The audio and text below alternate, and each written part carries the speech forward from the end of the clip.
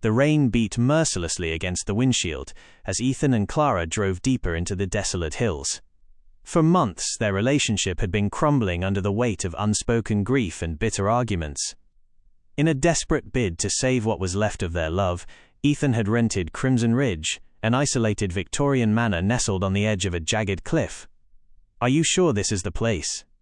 Clara asked, her voice barely louder than the storm. She stared out at the massive, dark silhouette of the house. It looked like an ancient fortress guarding a graveyard.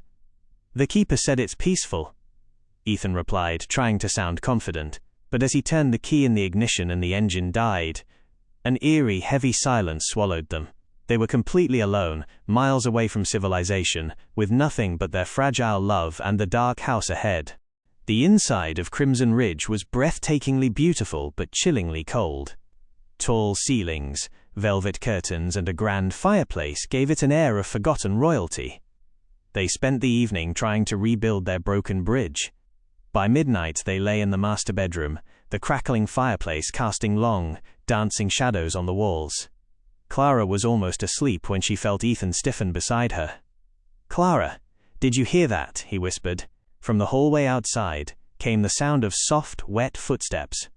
Squish, click, squish, click. It sounded like someone walking with drenched shoes. Ethan got up, grabbing a heavy brass candlestick, and opened the door.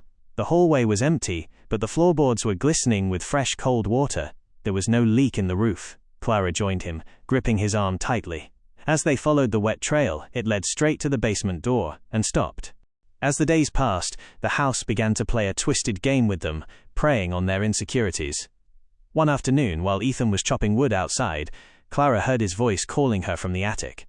"Clara, come up here. I found something beautiful."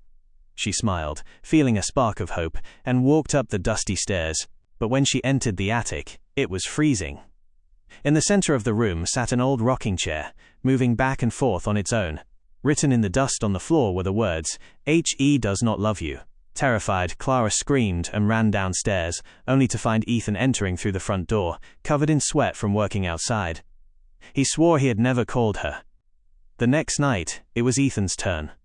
While Clara was taking a bath, Ethan saw her reflection in the hallway mirror. The reflection wasn't moving with her. It was standing still, staring at Ethan with a wicked, demonic smile. When he rushed into the bathroom, Clara was just peacefully soaking in the tub, completely unaware. The entity in the house was no longer just haunting them, it was trying to separate them, turning them against each other. On the fifth night, a fierce storm cut the power. The manor was plunged into pitch darkness. An argument broke out. The stress, the fear, and the supernatural whispers had pushed them to their limits. "We are leaving tomorrow," Clara shouted, her eyes filling with tears. "This house is driving us insane, and so are you." "I did this for us," Ethan yelled back. In a fit of anger, Clara grabbed a candle and stormed off to the guest bedroom at the far end of the mansion, locking the door behind her. Ethan slammed his fist against the wall, staying in the master bedroom. They were separated. And that was exactly what the house wanted. At exactly 2 a.m., the fire in Ethan's room died instantly. A suffocating cold gripped him. From beneath his bed, a pale gray hand with long, black fingernails reached out. At the same time, Clara woke up to the sound of someone scratching at her door. Scratch, scratch, scratch. Then, Ethan's voice drifted through the wood. "Clara, please open up. I'm sorry. I'm so cold. Let me in."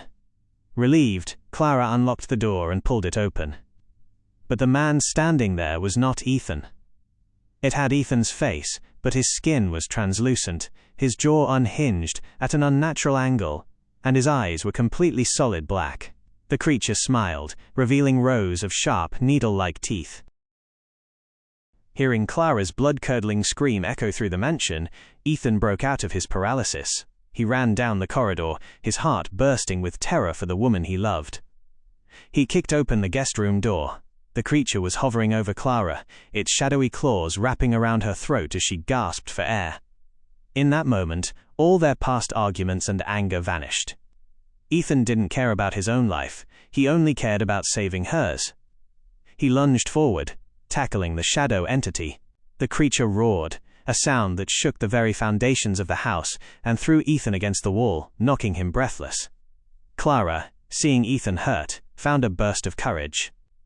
She grabbed the heavy iron poker from the fireplace and drove it into the shadow's chest. The entity screamed a horrific, unearthly sound, dissolving into a cloud of black smoke that rushed out of the open window. Ethan crawled toward Clara, and Clara threw her arms around him. They held each other tightly, crying, their bodies trembling. The house tried to tear them apart, but their instinct to protect one another had saved them.